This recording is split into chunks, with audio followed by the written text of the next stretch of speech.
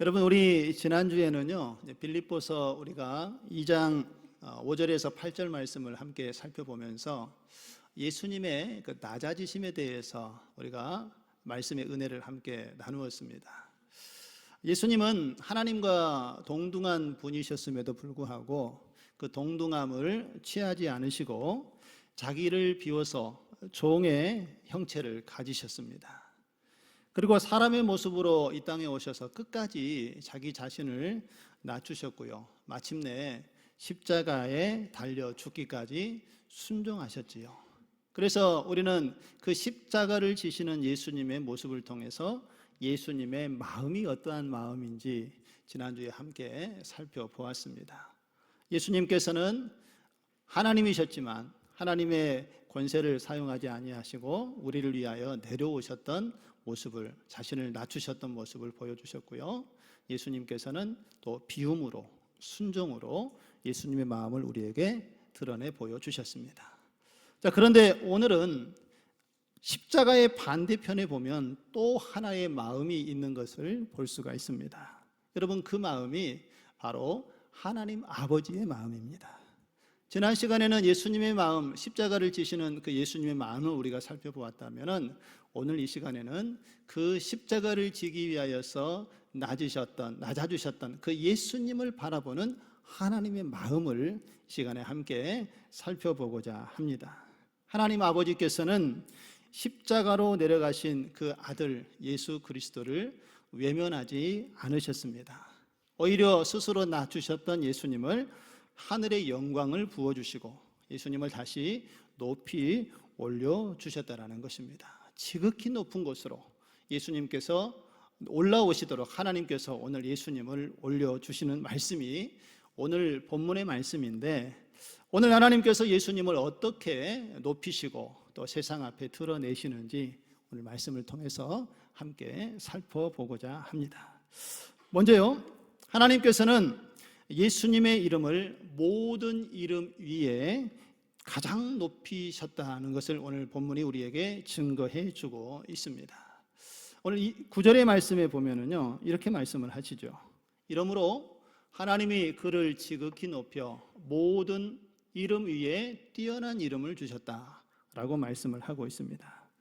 여러분, 여기서 이제 이름이라는 것은 단순히 어떤 호칭만을 이야기하는 것이 아니라 그 사람의 권위, 그 사람이 가지고 있는 지위, 그 사람의 정당성을 이름은 이야기를 하고 있는 것입니다. 제 이름은 황남일입니다. 제 이름에는요, 권위와 그리고 지위와 정체성이 있습니다. 가정에서는 남편이요 아버지고, 교회에서는 목사이고, 이 나라에서는 대한민국 국민이고, 하나님 앞에서는 하나님의 자녀요 백성이라는 그런 정체성, 권위와 그런 지위가 있다라는 것이지요. 우리도 마찬가지고 예수님도 마찬가지입니다. 하나님께서는 자기를 낮추시고 또한 자기를 비우셨던 그 예수님, 십자가에 달려 죽기까지 순종하시면서 예수님께서 그 하나님께서 주신 뜻을 이루시는 모습을 보이셨던 그 예수님을 하나님께서 낮은 자리에 그냥 두지 아니하시고 예수님을 끌어올리셨다라는 것입니다. 예수님의 이름을 모든 사람의 이름 위에 뛰어나도록 하나님께서 주님을 낮은 곳에서 높이 올리셨다라고 말씀을 하고 있는 것이지요. 여러분, 예수님께서는 그 하나님께서 주시는 사역을 감당하기 위해서 십자가에서 그 사명을 감당하셨지요. 그렇다면 오늘 예수님께서 지셨던 이 십자가는 과연 어떤 십자가였겠습니까? 여러분, 예수님 당시에 이 십자가는요, 오늘 우리가 생각하는 그 거룩하고 은혜로운 그러한 십자가의 모습이 아니었다라는 것입니다. 여러분, 십자가 하면 어떤 생각이 떠오르십니까? 하나님의 은혜가 생각이 나고 예수님께서 내 죄를 위해서 죽으셔서 그 십자가를 바라보는 자마다 죄의 사함을 받고 구원받는 하나님의 사랑과 은혜가 십자가를 통하여서 거룩함과 하나님의 사랑으로 우리에게 다가오지 않습니까? 그런데 예수님 당시의 십자가는 그런 의미가 아니었다라는 것입니다. 그 당시의 십자가는 가장 잔인하고요, 그리고 가장 치욕적인 사형 도구가 바로 십자가였다라는 것입니다. 왜냐하면 그 당시에 사람을 처형하는 이 십자가라는 도구는 사람을 그냥 단번에 죽이는 것이 아니라 그 십자가에 매달리게 되면 오랜 시간이 지나면서 서서히 사람이 고통을 당하면서 죽음을 맞이하는 형틀이 바로 십자가였기 때문입니다. 그래서 우리는 십자가 하면 은혜, 하나님의 사랑을 생각하지만 그 당시의 사람들은 십자가 하면은 그 십자가 자체가 공포의 대상이었다라는 것입니다. 그들에게는 큰 두려움이었다라는 것이지요. 그리고 더 나아가서 유대인들이 생각하는 십자가는 어떤 십자가였겠습니까? 당시 유대인들은요, 이 십자가를 단지 어떤 형벌의 도구로만 생각하는 것이 아니라 이 저주의 상징으로 그들은 생각을 했다라는 것입니다. 구약의 율법에 보면 나무에 달린 자마다 저주에 받은 자라라는 이 말씀을 생각하면서 유대인들의 인식 속에서는 십자가에 달려 죽는다는 것은 그 사람이 곧 인생의 실패자이고 버림받은 자이고 또 하나님께 외면을 받은 자라고 생각을 했다라는 것입니다. 그래서 십자가가 그들에게 어떠한 긍정적인 요소가 아니라 매우 부정적인 요소로 그들은 십자가를 바라보았다라는 것이지요. 또 로마 사회에서 이 십자가의 형은 어떤 의미를 주고 있습니까? 로마 사회에서 이 십자가 처형은 당시에 로마의 체제에 반대하여서 반역을 하는 사람들, 그런 정치범들을 처형하는 뜰이 십자가형이었고, 또 노예처럼 가난하고 또 천대받는 사람들이 처형을 받는 자리가 바로 이 십자가 형벌이었다는 것입니다. 그래서 여러분, 그 시대에 십자가의 처형을 받는다는 것은 그 사람의 명예와 존재가 공개적으로 완전히 무너졌다는 선언을 이야기하고 있는 것이 바로 십자가 형벌이고 처형이었습니다. 여러분이 그러니 그 당시에 예수님을 믿었던 제자들에게 이 십자가는 어떤 의미로 다가왔겠습니까? 물론 나중에 예수님께서 죽으시고 부활하시고 그 주시는 하나님의 은혜와 사랑이 무엇인지를 깨달은 이후에는 이 십자가에 대한 두려움이 제자들이 없었지만은 아직 그 사실을 깨닫기 전에 제자들의 모습 속에서는 이 십자가는 그들의 사명을 완성해 주는 것이 아니라 십자가는 두려움이고 그것이 그들의 인생의 실패로 다가오는 형틀로 보여졌다라는 것입니다. 하나님의 승리가 아니라 이 십자가에 우리의 모든 것이 끝날 수 있다라는 그러한 모습이 절망의 자세로 나타났던 것이 바로 제자들이 바라보는 십자가의 모습이었다라는 것입니다. 그런데 여러분, 오늘 그 십자가의 자리에 그 수치스럽고 그 버림받는 자리, 가장 낮고 가장 어두운 자리로 예수 그리스도께서 기꺼이 그 십자가를 지고 내려가셨다는 것입니다. 그리고 하나님께서는 사람들은 그 십자가를 실패라고 말하지만 그 자리에서 구원의 역사를 시작하여 주신 줄로 믿습니다. 오히려 그 십자가를 통하여서 하나님께서 구원의 문을 열어주셨다는 것입니다. 십자가에서 죽임을 당하신 예수님을 하나님께서 지극히 높여주시고 모든 이름 위에 뛰어난 이름을 주시고 모든 무릎이 그 예수의 이름 앞에 꿇도록 하나님께서 예수님을 가장 높은 곳으로 다시 올려주신 것이 바로 십자가를 바라보는 하나님 아버지의 마음이라는 것입니다. 그러므로 사랑하는 성도 여러분, 예수님이 지셨던 이 십자가는 실패가 아니라 하나님의 구원의 시작인 줄로 믿습니다.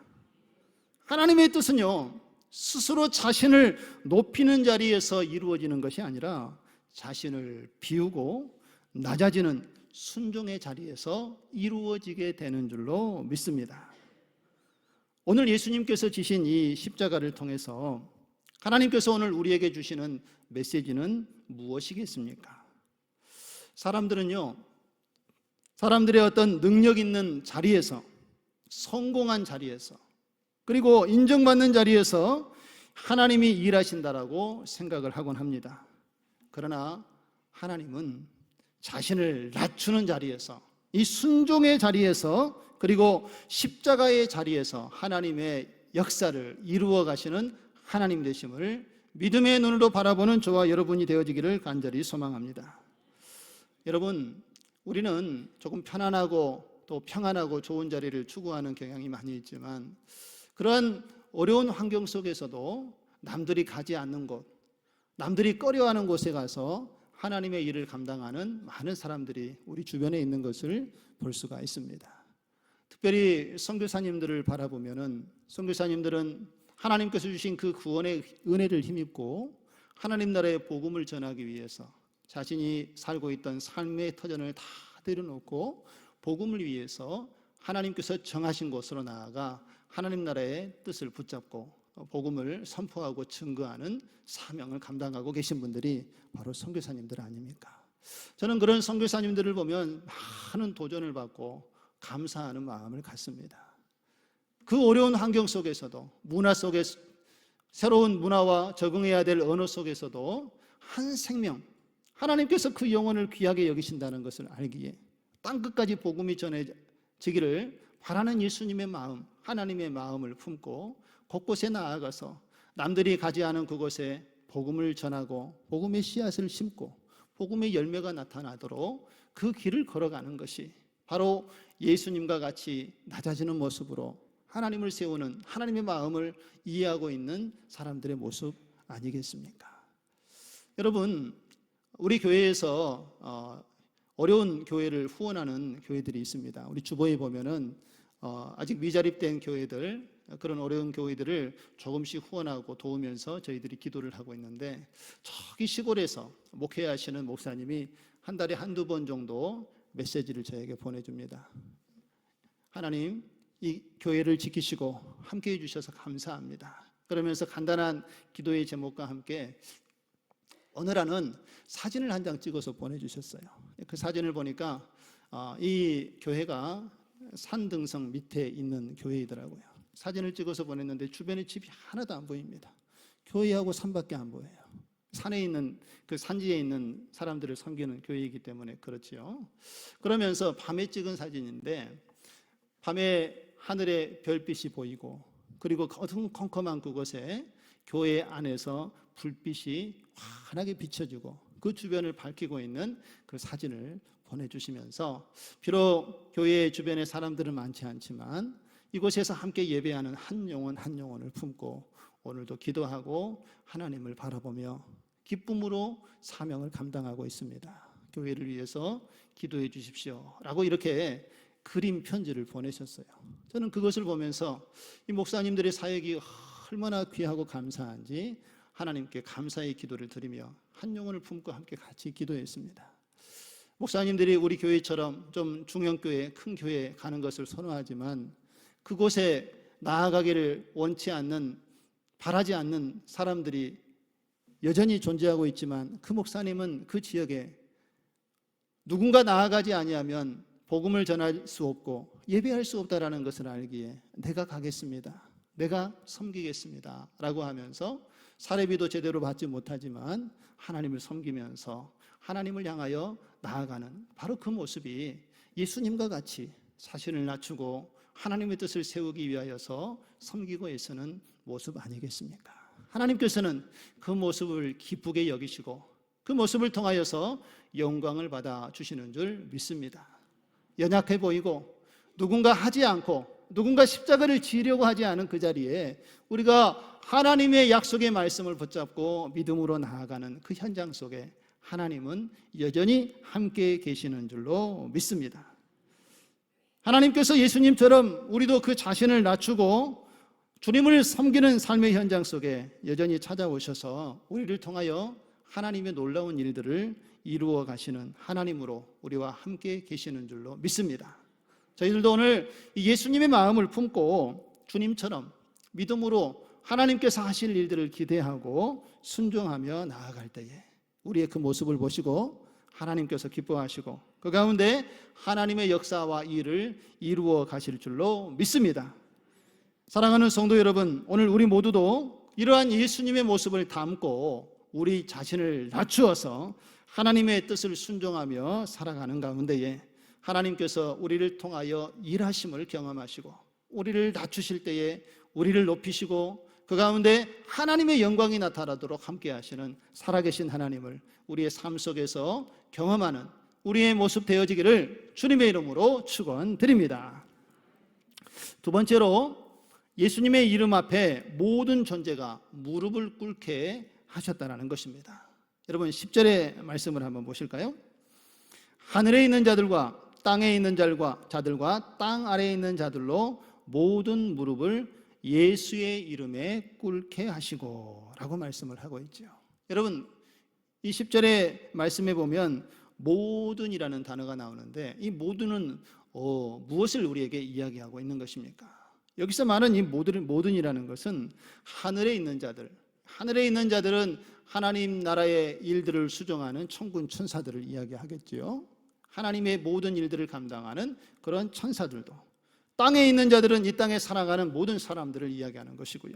땅 아래에 있는 자는 하나님의 일을 대적하고 방해하는 악한 사단의 세력과 그 영적인 존재들을 이야기합니다.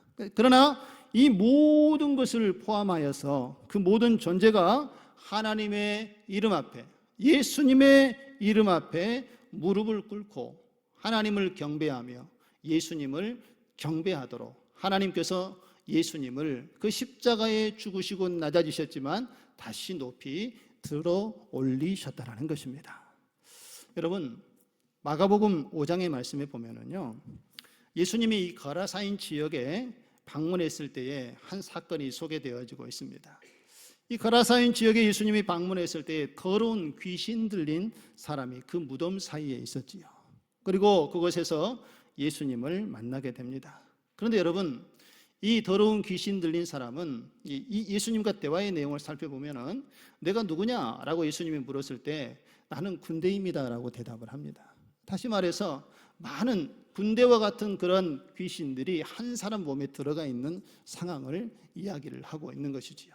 그래서 이 사람들이 이 안에 있는 사단으로 인하여서, 귀신으로 인하여서 자기 몸을 통제하지 못하고 있을 때에 그를 쇠사슬로도 묶어봤지만 쇠사슬을 끊어내고 그 힘이 얼마나 큰지 감당할 수 없는 그러한 상황에 놓여 있었던 사람이 오늘 더러운 귀신 들린 자였습니다. 그런데 예수님이 오자 그가 어떻게 반응하는지 우리 6절과 7절의 말씀을 한번 보실까요? 6절과 7절의 말씀에 보면 그가 멀리서 예수를 보고 달려와 어떻게 했습니까?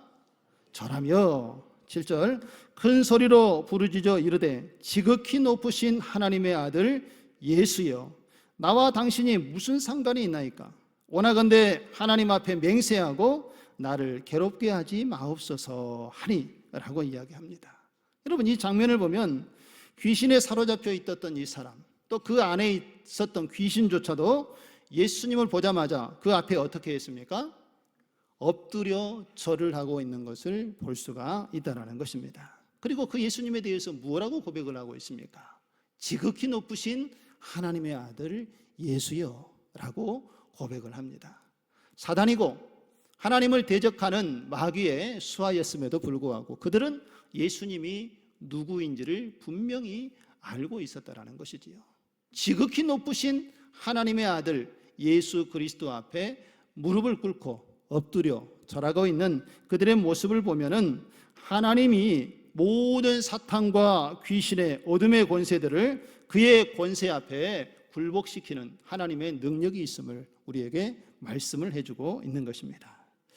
여러분 이 세상에 악한 사단의 세력이 잠시 활동을 하지만 그 모든 것은 하나님의 통제 아래 있는 줄 믿습니다.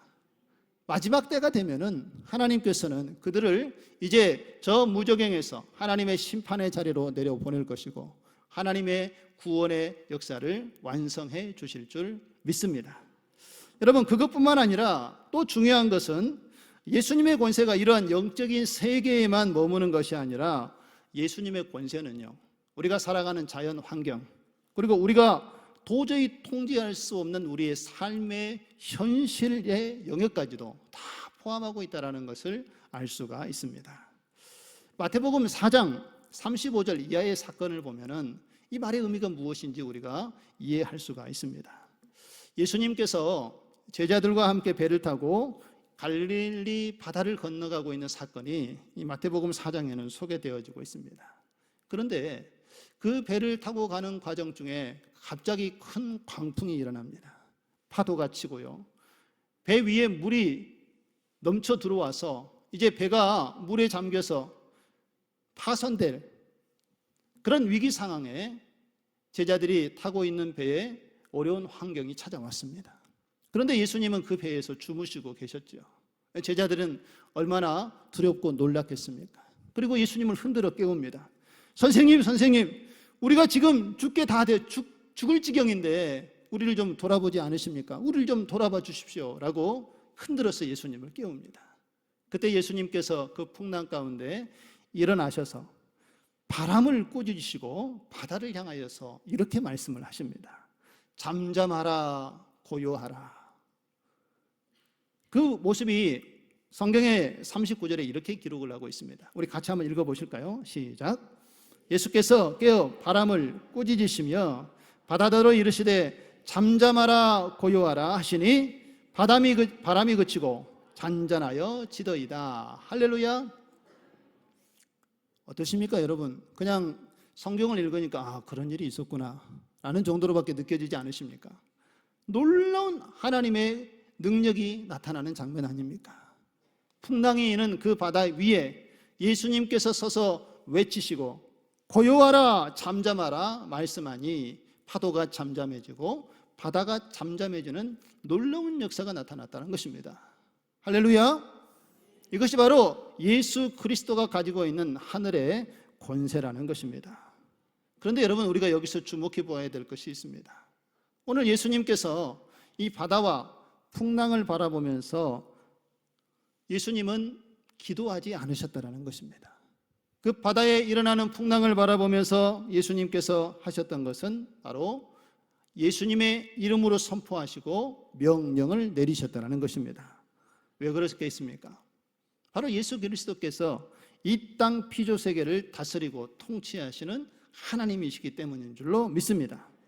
이 땅의 바람도, 이 땅에 일어나는 파도도, 자연도, 그리고 우리가 우연이라고 생각하는 이 땅에 일어나는 모든 일과 예상하지 못한 그 일까지도 예수 그리스도 권세 아래 있다라는 것을 믿으시기를 주님의 이름으로 축원드립니다. 그래서 오늘 이 장면을 목격한 제자들의 모습을 보십시오. 예수님께서 잠잠하라, 고요하라라는 그 말씀 속에 이 풍랑이 일던 바다가 잠잠해지는 것을 보고 마가복음 4장 41절에 그들은 이렇게 고백을 하고 있습니다. 그가 누구이기에 바람과 바다도 순종하는가? 할렐루야. 예수님이 하나님의 아들이심을 그들이 알고 예수님께서 행하신 모습을 보고 제자들이 그 예수님이 메시아임을 깨닫고 주님을 바라보았다라는 것입니다. 사랑하는 성도 여러분, 오늘 우리가 붙들어야 할 믿음이 바로 이것인 줄로 믿습니다. 예수님은 하늘의 권세로 지금도 이 땅의 모든 것을 다스리고 통치하시는 하나님의 아들 되시는 줄 믿습니다. 그러니 사랑하는 성도 여러분, 우리에게 주어진 이 환경 속에서 어려움이 찾아온다 할지라도 낙심하지 마시기 바랍니다. 우리의 상황을 바라보면 두렵고 염려되는 일들이 많이 있지만 그것 때문에 두려워하거나 염려하지 마시기 바랍니다. 왜냐하면 하늘의 권세로 하나님께서 지금도 이 땅을 다스리시고 우리를 통치하시고 우리가 그 하나님을 바라보면 오늘도 하나님께서 믿음의 길을 하나님과 함께 걸어갈 수 있도록 우리의 삶을 인도해 주시는 줄 믿습니다. 그 주님이 우리와 함께 계심을 믿고 오늘도 하나님과 동행하시면서 그 믿음의 길을 한 걸음 한 걸음 하나님의 능력과 은혜로 걸어갈 수 있는 저와 여러분 되어지기를 간절히 소망합니다. 마지막으로 세 번째, 모든 열방이 예수 그리스도를 주로 시인하게 하셨다는 것입니다. 성부 하나님께서 성자 예수님을 지극히 높이셔서요, 모든 이름에 뛰어난 이름을 주셨다라고 말씀을 하고 있지요. 그렇다면 여러분, 여기서 말씀하고 있는 이 이름은 과연 무엇이겠습니까? 여러분, 성경에 보면은 예수님의 이름이 다양하게 다른 각도에서 이야기되어지고 있는 것을 볼 수가 있지요. 혹시 여러분 생각나는 것 있으십니까? 예수님을 다르게 성경은 어떻게 표현하고 있습니까? 예수님을 인자라고 표현하기도 하지요. 또 예수님을 메시아라고도 표현을 합니다. 메시아는 바로 기름 부음을 받은 자라는 말이죠. 또 생각나는 예수님의 이름이 있으십니까? 예수님은 선한 목자, 예수님은 양의 문이고 만왕의 왕이시고 임마누엘, 여러 가지 이름으로 예수님에 대해서 성경은 이야기를 하고 있지요. 그런데 여러분, 오늘 본문의 말씀에 우리가 주목해야 될 예수님의 이름이 있습니다. 또 하나의 중요한 이름을 오늘 성경은 우리에게 말씀을 하시고, 그 이름을 세상의 다른 이름 위에 뛰어난 이름으로 하나님께서 높이셨다라고 오늘 우리에게 말씀을 하고 있지요. 그 이름이 바로 오늘 11절에 소개되어지고 있습니다. 우리 11절 말씀을 한번 같이 읽어보도록 하겠습니다. 시작. 모든 입으로 예수 그리스도를 주라 시인하여 하나님 아버지께 영광을 돌리게 하셨느니라. 할렐루야. 모든 이름으로 예수 그리스도를 무엇이라고 시인하게 하셨습니까? 주라고 시인하게 하셨다라는 것입니다. 그렇다면 여러분, 여기서 이 주라는 표현은 어떤 의미가 담겨져 있겠습니까? 여러분, 유대인들은요, 하나님의 이름을 여호와라고 성경에 기록되어져 있는데 하나님의 이름을 여호와라고 그들은 직접 부르지 않습니다. 여러분, 그 이유가 무엇인지 아십니까? 하나님의 이름을 망령되이 일컫지 말라라고 십계명에 기록이 되어져 있기 때문에 그런 이유도 있기는 하지만, 더 나아가서는 이 유대인들은 하나님을 너무도 거룩한 존재로 여겼기 때문에 그렇습니다. 하나님의 그 거룩하신 분이신데 어떻게 우리가 하나님의 이름을 우리의 입에 담을 수가 있겠는가 하면서 여호와라는 그 이름 자체의 거룩함을 두고 하나님의 이름 자체도 부르지 못하는, 하나님을 거룩한 존재로 여겼기 때문에 여호와의 이름을 자신들의 입으로 표현을 하지 않습니다. 그래서 그 하나님의 거룩함과 존경심을 드러내기 위해서 그들은 하나님의 이름을 주님이라고 바꾸어서 불렀습니다. 그 주님이라는 과거에 히브리인들이 사용했던 히브리어를 보면은 그 주님, 이 주라는 마음이 이름이 아도나이라는 히브리어입니다. 그래서 이스라엘 백성들이, 유대인들이 성경의 구약 성경을 읽을 때 여호와가 나오면은 성경을 읽다가 여호와를 읽지 않습니다. 잠시 멈췄다가 아도나이라고 이렇게 바꾸어서 성경을 읽었다라는 것이지요. 그 표현이 바로 주님이라는 표현입니다. 그런데 여러분, 이 아도냐이라는 이 표현이 신약에 와서 이 말씀이 신약 성경으로 번역이 되어지면서 헬라어로 바뀌어졌는데 그 단어가 바로 퀴리오스라는 단어입니다. 오늘 본문에 사용되어지고 있는 11절에 예수 그리스도를 주라 할 때 이 주가 바로 퀴리오스라는 단어로 사용이 되어졌다는 것입니다. 이 퀴리오스라는 단어도 주라는 뜻이고 주님이라는 뜻입니다. 그러면 다시 말해서 이제 이 퀴리오스의 뜻의 본래의 의미를 우리가 살펴보면은 왜 하나님께서 예수님을 그리스도 주시라라고 말씀했는지 그 이유를 분명하게 알 수가 있습니다. 여러분, 퀴리오스의 뜻은요, 본래의 뜻은 주인, 주권자, 통치자, 주님이라는 뜻을 담고 있습니다. 다시 말해서 예수님이 우리의 통치자이시고 우리의 주권자이시고 우리의 주인이라는 신앙의 고백이 바로 예수님은 주이시다라는 말씀이라는 것입니다. 여러분, 이 말씀 속에는 하나님께서 어떤 의미를 두셨는가 하면은 원래 주, 아도나이라는 이 단어는 하나님에게만 사용되는 단어였습니다. 그런데 이 단어를 이제 누구에게 사용하도록 하나님께서 허락하셨습니까? 예수님에게도 주, 퀴리오스, 아도나이라고 그 이름을 명명하여 붙여주셨다는 것입니다. 예수님께서는 인간의 몸을 입고 이 땅에 오셔서 자신을 낮추셨습니다. 그리고 십자가의 죽으심으로 사람들은 예수님을 실패한 자로 여겼지만 하나님은 그 예수님을 다시 높여주셨다는 것입니다. 그리고 어디까지요? 그의 이름을 아도나이, 퀴리오스, 주님이라고 부르도록 예수님을 높이셨다는 것입니다. 할렐루야. 바로 그래서 예수님은 우리의 주인 되시고 우리의 통치자가 되시고 우리의 삶의 모든 영역을 주관하시는 하나님이 되어주시는 줄로 믿습니다. 사랑하는 성도 여러분, 오늘 예수님께서는 나의 하나님이 되어주시고 나의 주권자가 되어주시고 나의 삶의 주인이 되어 주셔서 오늘 주님을 바라보며 그 주님 앞에 거하는 자들에게 하나님의 권세와 능력이 나타나도록 우리의 삶을 이끄시는 메시아로 우리의 삶 가운데 함께 해 주시는 줄로 믿습니다. 이 말씀이 얼마나 우리에게 든든한 말씀이 됩니까? 주님이 나의 주인이시고 나의 통치자가 되시고 나의 구원자가 되시고 내 삶을 이끌어 가시는 주관자가 되신다는 것은 우리에게 큰 위로와 소망이 되시는 하나님의 은혜이고 축복인 줄로 믿습니다. 왜 그렇습니까? 여러분, 이 고백은요, 우리의 이 인생이 나만 바라보면 얼마나 연약한 인생입니까? 내가 얼마나 이 땅에서 무엇을 얼마나 많이 해낼 수 있겠습니까? 그러나 우리 연약한 이 인생에 예수 그리스도가 함께 하신다라면 우리가 그리스도의 손에 붙잡힌 바 되어지는 것이고 하나님의 능력이 우리 안에서 이루어지는 것을 경험하는 것이 바로 예수님은 주 되십니다라는 신앙의 고백인 줄로 믿습니다. 여러분, 우리가 앞날이 보이지 않고 때로는 우리의 인생에 캄캄한 어두운 일들이 우리의 삶 가운데 찾아올 때가 있습니다. 일들을 계획하고 기도하지만 일이 뜻대로 풀리지 않을 때에 얼마나 마음이 답답하고 힘들게 여겨지십니까?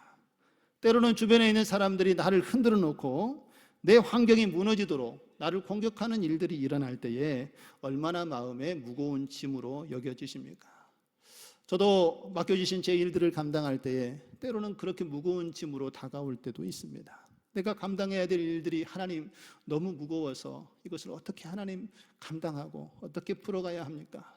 라고 하나님께 기도할 때에 새벽에 말씀을 전하고 무릎 꿇고 하나님께 기도할 때에 주님께서 조용히 다가오셔서 저에게 이렇게 말씀하시는 것이 느껴집니다. 내가 너와 함께함이니라. 나는 너의 하나님이 됨이니라. 라고 말씀하시는 그 말씀이 제게 얼마나 큰 위로와 힘이 되는지 모릅니다. 그 말씀을 붙잡고 오늘 이 말씀을 생각하면서 그렇습니다. 주님이 나의 주 되십니다. 믿음으로 고백할 때에 하나님께서 힘을 주시고 견디게 하시고 또 인내하게 하시고 하나님의 이름을 더 찾고 의지할 수 있도록 저의 삶을 인도하시는 하나님을 경험하게 됩니다. 우리 사랑하는 성도 여러분, 우리의 삶의 여정 속에 그런 어려움과 힘듦이 있으십니까? 오늘 주님께서 우리에게 행하신 일들을 바라보고 오늘도 하나님께서 주님을 하나님의 주로 높이셨던 것처럼 그렇게 우리도 믿음의 신앙으로 하나님께 고백할 수 있는 저와 여러분이 되어지기를 소망합니다. 한번 따라서 고백해 보시겠습니까? 예수님은 주님이십니다.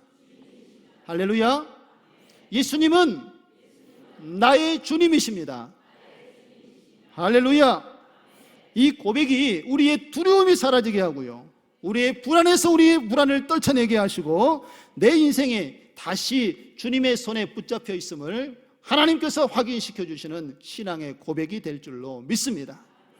사랑하는 성도 여러분, 우리의 형편이 아니라 우리의 능력이 아니라 예수님이 우리의 주 되심을 우리가 고백하고 그 주님을 의지할 때에 하나님께서 여전히 살아계시고 우리의 삶을 이끌어 가신다는 것을 기억하시고 오늘 이 하나님 아버지의 마음을 기억하시고 하나님께서 예수님을 높이시고 그를 낮추신 자를 높이셔서 하나님의 일을 행하신 것처럼 우리가 예수님의 모습으로 주님을 바라보고 나아갈 때에 우리를 통하여서 하나님의 놀라운 역사를 이루어 가시는 하나님을 저와 여러분이 경험하고 하루하루 하나님과 함께하는 삶을 살아가시기를 주님의 이름으로 축원드립니다.